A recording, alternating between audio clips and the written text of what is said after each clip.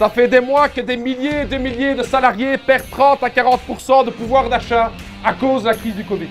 Ça fait des mois que la jeunesse n'attend qu'une seule chose, c'est pour avoir des boulots qui n'existent plus à cause de la crise du coronavirus.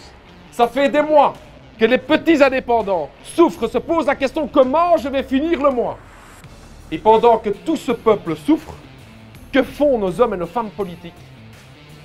Ils se battent pour des petits postes. Le sujet du débat dans les négociations, c'est qui sera le Premier ministre. À tous ces politiciens qui continuent à se bagarrer pour leur place, nous leur disons haut et fort, basta! Les gens d'abord, pas la lutte de place! PS, Écolo, SPA, Grun, ils nous avaient tous dit, nous sommes des partis de principe, il est hors de question que nous rentrions dans un gouvernement si on ne ramène pas l'âge de la pension de 67 à 65 ans. Ils nous ont répété ça à longueur de plateau télé pendant toute la campagne électorale. La première décision qu'ils prennent en négociant une Vivaldi, c'est de prendre cette promesse et de la foutre à la poubelle et de demander aux gens de continuer à bosser jusqu'à 67 ans dans la continuité de ce qu'a fait le gouvernement de la Suédoise. Eh bien, tous ces partis qui ne respectent pas leurs promesses électorales, nous disons haut et fort, basta, basta! Il y a encore une meilleure promesse, c'est la promesse d'un impôt sur la fortune. Je pense que cette promesse électorale est mise dans le programme des partis qui se réclament de la gauche depuis au moins 30 ans. Qu'est-ce qui arrive ici? Vous avez suivi la séquence avec Georges-Louis Boucher?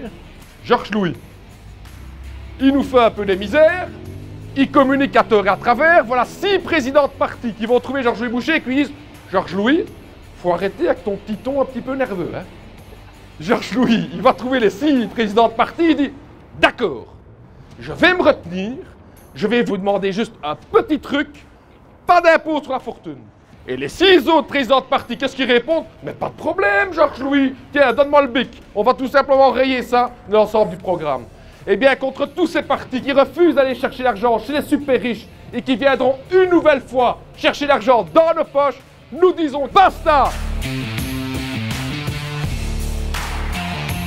La Belgique est le pays qui a le plus de ministres de la Santé au mètre carré. 9 ministres. Mais 9 ministres de la Santé, qu'on arrête, on a 11 millions d'habitants. Qu'on ait un ministre de la Santé, c'est plus cassé. Et qu'on refédéralise cette compétence-là. Ben, vous savez quoi? Ils ont réussi la prouesse de décider de mettre sur pied un groupe de travail de ministres qui vont réfléchir à la question comment diviser les soins de santé en Belgique. Contre ces partis de la division, nous disons clairement « Basta !»